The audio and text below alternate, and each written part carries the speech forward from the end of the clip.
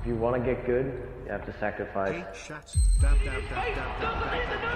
Doesn't hit the pistol! Oh, jumping double for Cole! People are starting to remember CSGO as I remember 1.6. Why you serious? This is not FPL! This is a major! CSGO felt like the last hope for Counter-Strike in many ways.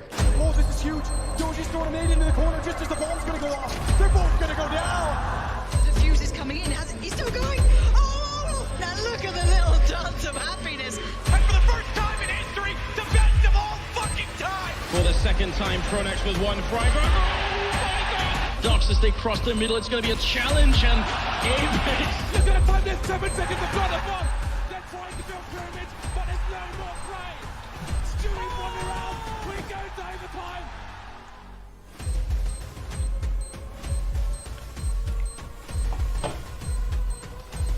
Ladies and gentlemen, are you ready for some Counter-Strike? This is really loud, dude.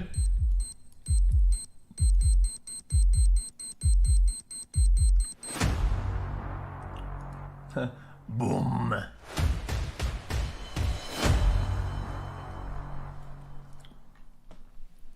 In order to tell the story of this shit makes me want to play, and then you log in, you get 2 racists, 1 AFK, 1 fucking spitball on enemy team, and your team starts fucking spinning so it doesn't get kicked. CSGO. To understand what it is, what it was, and what it will be, we need to go back in time.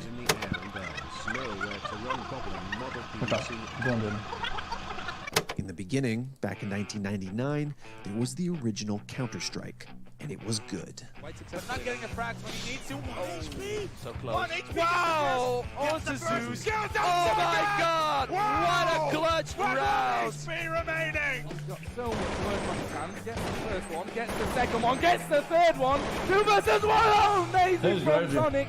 That's 4 from Sonic. 1 more remaining. And he's going to peek out and he is going to win it! What an absolutely amazing round from Sonic! By the early to mid-2000s, CS had gone from an experiment conducted by a couple of college kids to an official Valve property, and one of the first truly global esports. The key for Counter-Strike in me is very early on it became like kind of a global game. It was one of the first esports that wasn't just like a few countries are really into it or just one region's into it. It's like nearly the whole world to some degree was interested in Counter-Strike. The game was viciously fast-paced but painstakingly strategic. Endlessly sophisticated, yet simple enough for a 10-year-old to understand. It wasn't convoluted or inaccessible. It just had a skill ceiling so high that only a handful of humans could hit it. Chat, why did It wasn't until the advent of 1.6 in 2003 that Counter-Strike started catching sight of its only real problem. It was too good, so much so that all of Valve's attempts to iterate on it seemed doomed from the start. First, there was the Xbox release. Unfortunately, by this point, the console generation had already begun to take shape, and Valve's controller-oriented Counter-Strike was eclipsed by burgeoning titles like Halo and Call of Duty. Then, in mid-2004, Valve oversaw the release of Condition Zero, a retexturized version of 1.6 that underwent a series of setbacks, delays, and reworks on account of its third-party developers. But the annoyances around Condition Zero were short-lived, since 8 months after its release, Valve published what was both CS's first true successor and its most controversial one, Source. It did have some issues at launch, I don't think there's any doubt about that, which did turn a lot of the people off, because obviously if you've got an existing game that's been out for years, and it's great and everything works perfectly fine because it's been tweaked, and then you've got something new and it doesn't quite work, obviously you're gonna stick to the one that you know and stick to the one that you feel is complete. The criticism laid against Source was simple. It didn't feel like Counter-Strike. Valve did implement a wide array of changes, mostly intended to improve quality of life, but a lot of old-school 1.6ers thought they lowered the skill ceiling. For me, what I believe is that most people kind of didn't get the same feeling from Source at 1.6, kind of more like The Lost Brother, or like it felt plastic, the movement wasn't as good, and just like the way, the feel of the game when playing and shooting, like everything just felt off with that game. The result was a divide, a battle between Source apologists and diehards who refused to abandon the old ways. For 8 years, the Counter-Strike community had to endure a civil war. until finally, in 2012, new hope emerged. But before you're leaving, somebody told me, if you have got Gabe, can you ask him only one question? And I believe many of them wants to know. When are you going to release Counter-Strike 2?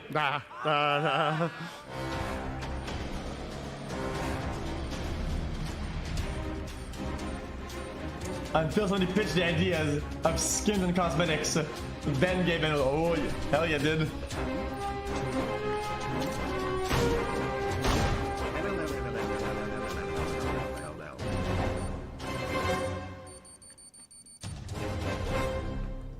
After ignoring their prized FPS for nearly a decade, Valve finally decided to bless the community with a full-fledged Counter-Strike title. I had the game day one. Source lovers and 1.6ers alike to take up arms and usher their game into the next generation. I'm not kidding. It felt like the last hope for Counter-Strike in many ways. And as soon as it launched, the consensus surrounding Counter-Strike Global Offensive was clear. It fucking sucked. It was absolute dog shit from memory. It was really, really bad. I remember complaining about like, I remember people complaining about Molotovs, the recoil control. Everything was just different and everyone was very against it. I don't think I liked it because you're getting so used to the game you were playing before, and then you have to start on something new and the game isn't fully evolved and stuff like that. So you know there's coming more updates, but still you're just like, what the hell is this? CSGO was imbalanced, riddled with bugs, and had extremely wonky mechanics.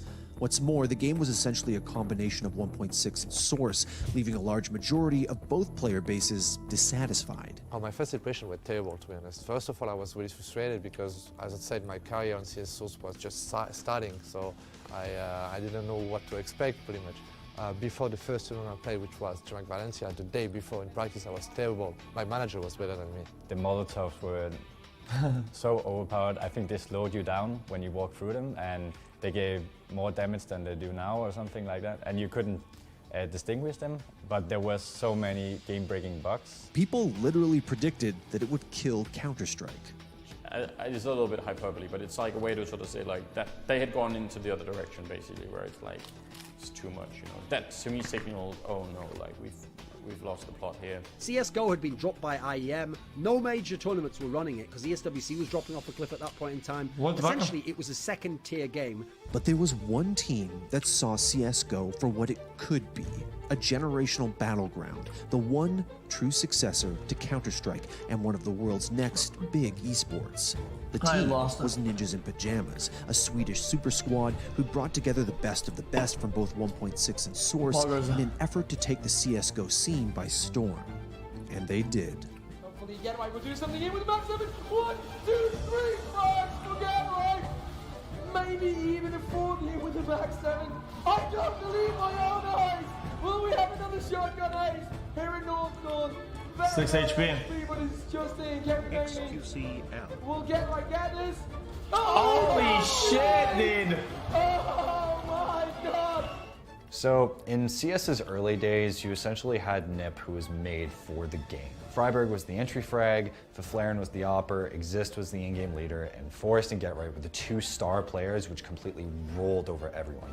With these 5 ingredients, you had the team that went 87-0.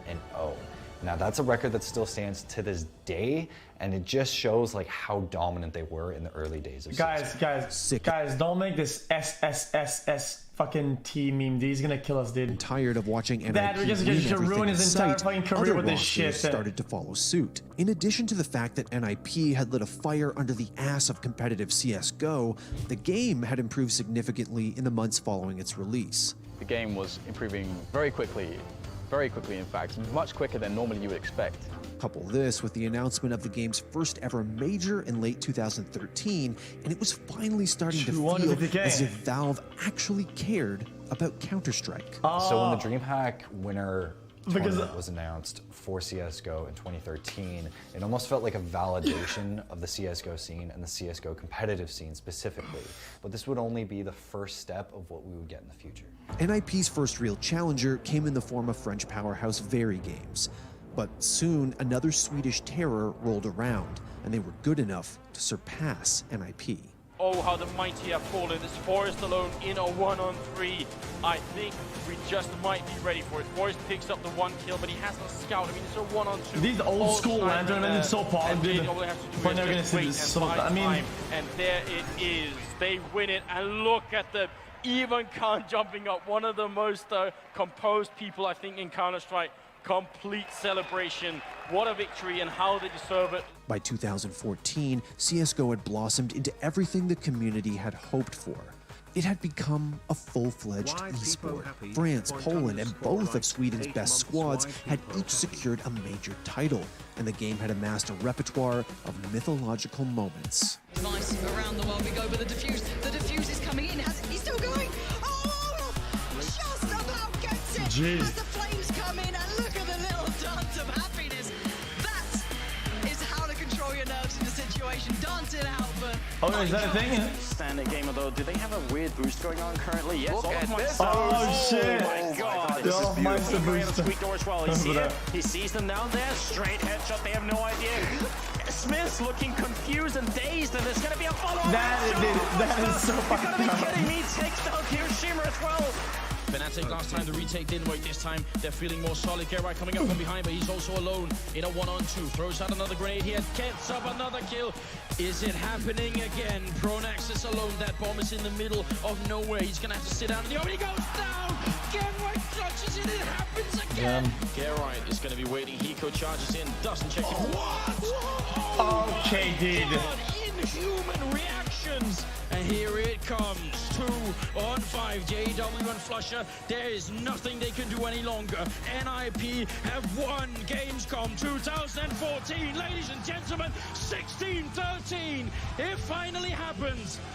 After nearly a year, 2 second place finishes. Nip finally claimed the title. They are the champions. Gamescom 2014. You were there? Then there was the fact that the game's player base had skyrocketed. Much of this had to do with the fact that in late 2013, CSGO was given what is perhaps its most significant feature: skins. The skins update was a big change for the community, giving you something you can buy, something that you can customize with guns. It's done where it doesn't necessarily impact gameplay, but it gives people this exciting element to keep coming back and keep playing to get more skins.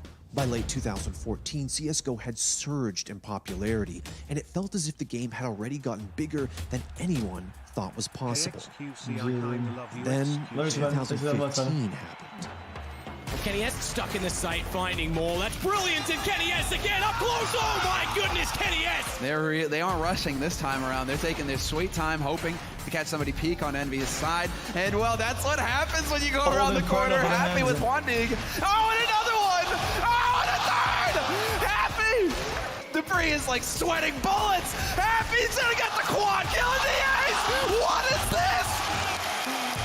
250 out, jumping and shooting. He gets one more kill. Looking for it. He's got him hunted down. Time is up. Oh my god!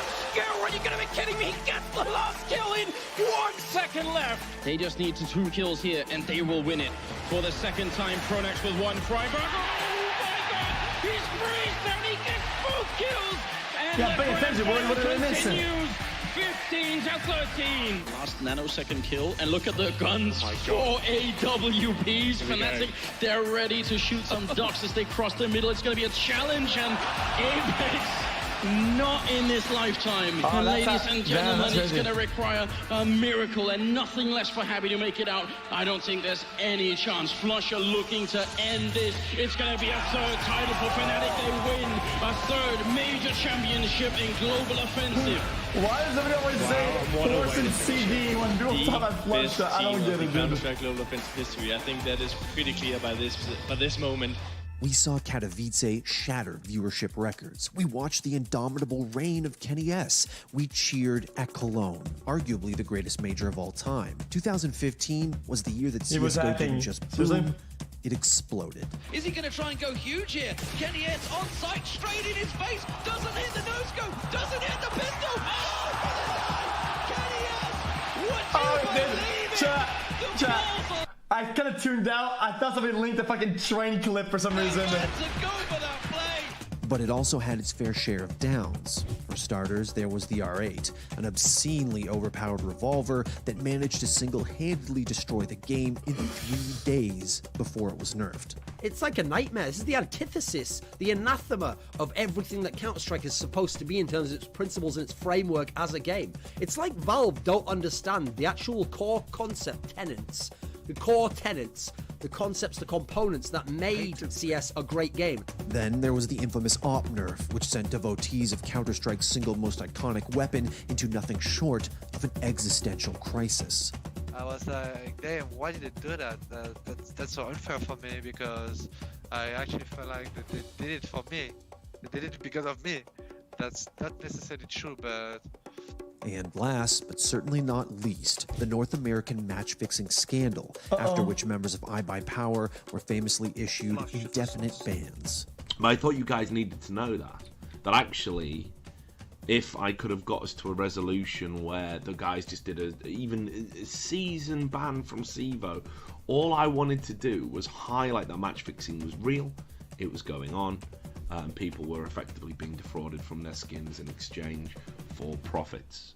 By 2016, it had become apparent that the game would have to overcome certain obstacles if it hoped to keep growing in the same way League or Dota were. For starters, it was an esport in which counterterrorism was both gamified and glorified, something which potential investors didn't find very appealing. Anything outside of esports won't go anywhere near French teams right now because of the climate there. Everyone's interested by the stats that CS brings, but as soon as they hear terrorists against anti-terrorists, that's it. Not going anywhere near it. Unlike League, Dota, and the recently released Overwatch, CS wasn't cartoonish and family-friendly. It was a Milsim-driven bloodbath, one whose photorealistic guns and incessant gore made for difficult conversations in sales and marketing meetings. I love the analogy that I also try and bring up all the time to UFC. They have the same problem. How do they find sponsorships for the UFC? You have an octagon in which people are, quite literally bleeding on the company logos. For Cali and Guys, listen, man. Guys, listen. Guys, this is from a movie from 2012, okay? It's elaborate acting, it's art, okay? Listen. 14 and suspicions around North American up-and-comer Sabrosa 2 years later, a hysteria started to develop around the idea that players could be cheating on LAN. These allegations aren't coming from online. Actually, don't. These allegations are coming from LAN. In this instance, I need the VOD. actually, don't do the VOD. The community overwhelmingly believes that this guy is a cheat. And let's not forget the fact that by 2016, skin gambling was reported to have become a billion-dollar industry.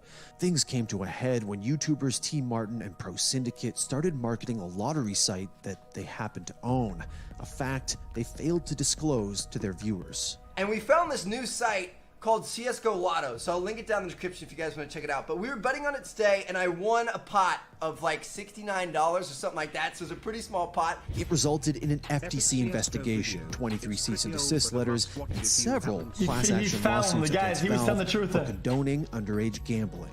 But the biggest obstacle facing CSGO was the fact that Valve, the very developer who'd brought Counter-Strike to the masses, didn't seem to care whether or not it succeeded. Okay, is that how Counter-Strike works now? This guy's just gonna go like that and I'm dead? You literally see like his fucking shoulder patch and you just die from a pistol from that far away? God, Gaben, you suck so much penis at making video games. It fucking hurts me, bro. You're so rich. It's insane. How could you not fix this fucking game? Sorry, chat. A lot of this had to do with the fact that since CSGO's launch in 2012, Valve had put nearly all of their eggs in the Dota basket. From a multi-million-dollar tournament to an engine overhaul to a never-ending sea of skins, feature implementations, gameplay updates, and seasonal events, Dota had everything an enthusiast could ask for. CSGO, on the other hand... It's because people are starting to get over skins a little bit. And Counter-Strike's going back to where it was supposed to be. And that is, before the skins came out, the game was really not very far. Really not doing that well in a competitive standpoint. And just a mediocre competitive game. But the community persevered. In fact, it was around this time that CS saw the rise of a new generation of competitors. Competitors who were young enough that they'd come up on Go. The result was an influx of players who'd grown impossibly attuned to the game's complex mechanics. Double smokes in the same place there. Simple just jumping casually into the side. He's going to fall down again. What is this clutch from Simple? Are you serious? What is that? You can't do that, Simple. That's not allowed. This is not FPL. This is a major. It was also around this time that CSGO started to solidify itself as a truly international esport. 2016 saw one of 1.6's single most dominating regions make a thunderous return to the world of Counter-Strike, Brazil. Here he comes once again. The first base is a Dren. He's going to hit the ground there as Cold. Oh, what? A jumping double from Cold! What is going on right now? How does he do this? Cold is saved Luminosity with the all-play. Guardian versus Taco. It may just be destined to be. It is Luminosity winning their first major championship. Trying to walk through the smoke, but it's just not going to happen. SK Gaming, second major championship in a row. They are your winners.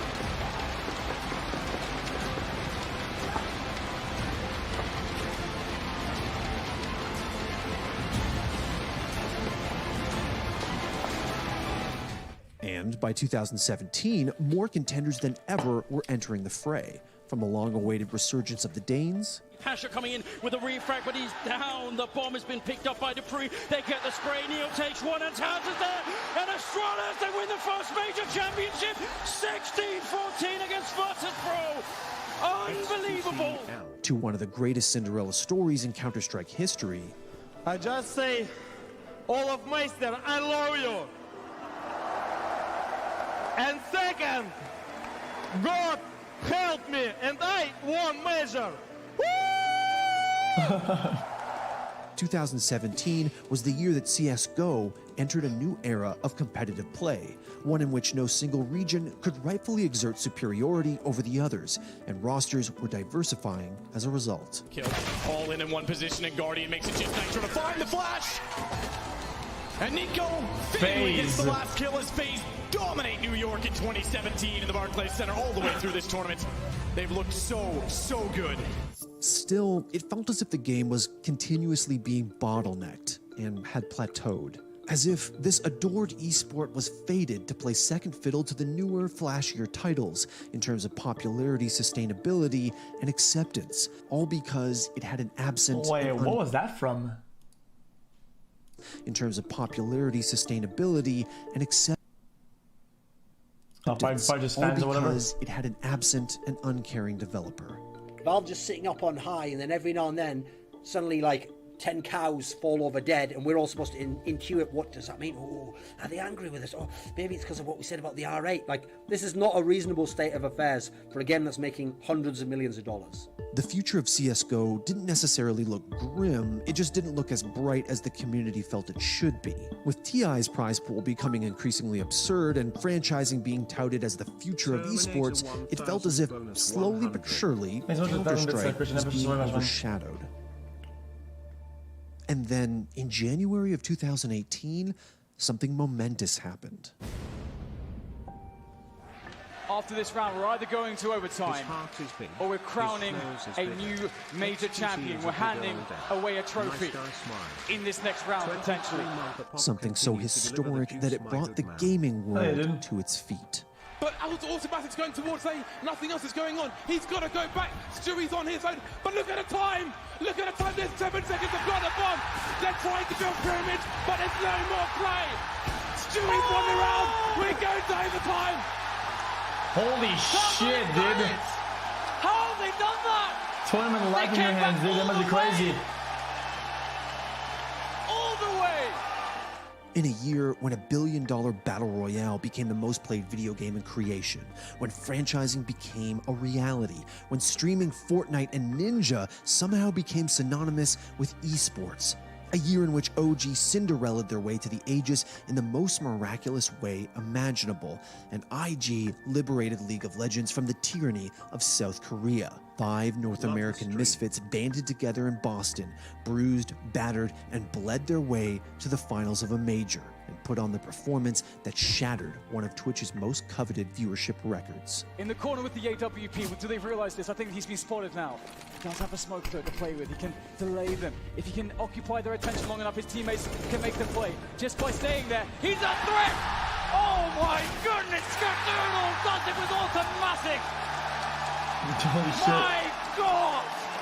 Do you know what that noise means, Dan? It means it's match point Cloud9 again. There, they reminded the world of something that it never should have forgotten in the first place. That no matter who they are, where they are, or whatever other games they might enjoy, whether they're nerds, normies, or something in between, people show up for Counter-Strike. True, True. It's Guardian versus 2. Converging on Guardian box ID right now. For the fucking win, dude. Send them home. Send them home. Send them home. Oh my God. Send them home.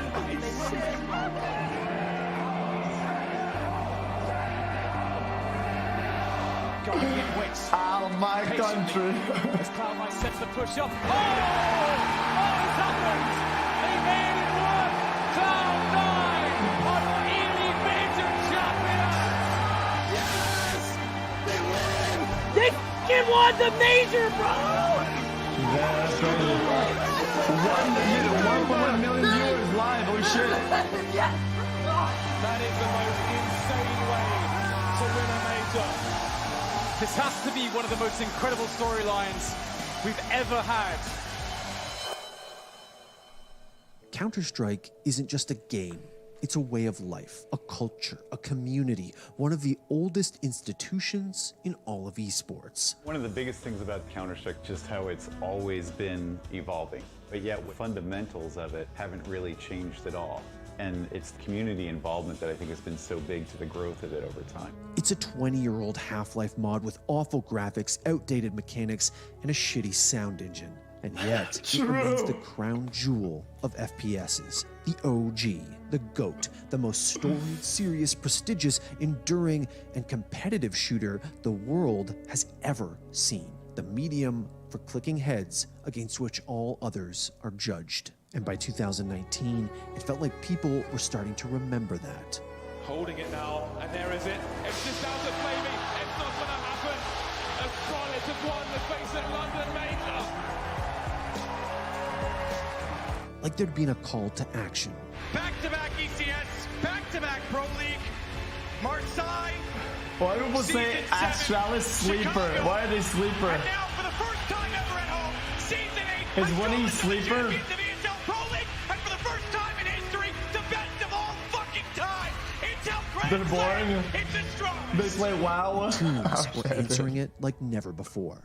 20 seconds left, and Ali chipped in for a third and a fourth. And took them in. They pulled off the upset. As if anything were possible. If it's RPK that's dropped, they could be in serious trouble. That should do it. There we go. It's Team Liquid, and that's what it means to them. And Lias, how long can he survive? Looks like he gets a headshot on the way out, but he will burn, and a Vanguard will have themselves a grand final appearance here at the Berlin Major. Can you believe it? No one expected them to get there, but they have proved us all wrong. Leaving a trend in a 1 versus 4, and ladies and gentlemen,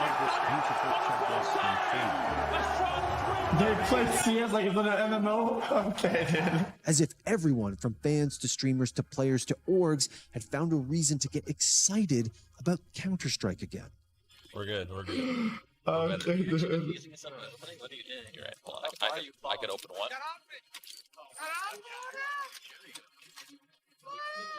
We're fine. What do you mean? I just had to open one real quick. And we're finally in a position to capitalize on that excitement. You can show everything about the screen.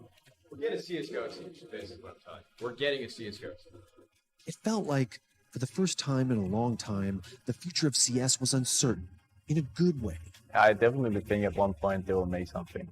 Assuming that it works the way that you want a franchise league to work, sure. It doesn't matter whether you're flipping your op, flipping your knife, franchise winning a major, or leagues. rushing B after a few beers. You're engaged in some of the most esteemed and elemental practices in all of esports. And whatever happens, whatever the future holds for the beautiful ballistic thing that we call Counter-Strike, one thing is for certain. It's not going anywhere.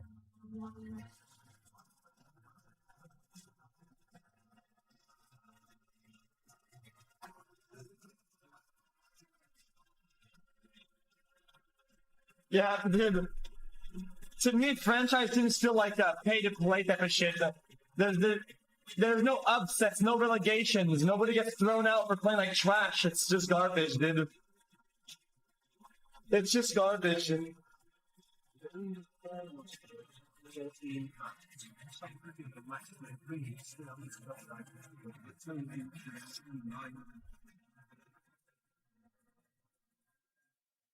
Feel strong, man.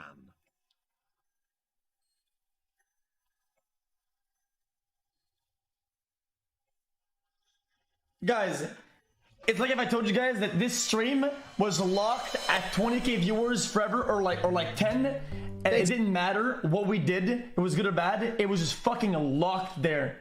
It's just gonna, okay, that's just kinda boring, If you want more content like this, hit the sub button and ring that notification bell. For unique bite-sized like, you know, it's just like, or else, hit up franchise leagues is like a league and fucking Overwatch, whatever. I don't think there's relegations.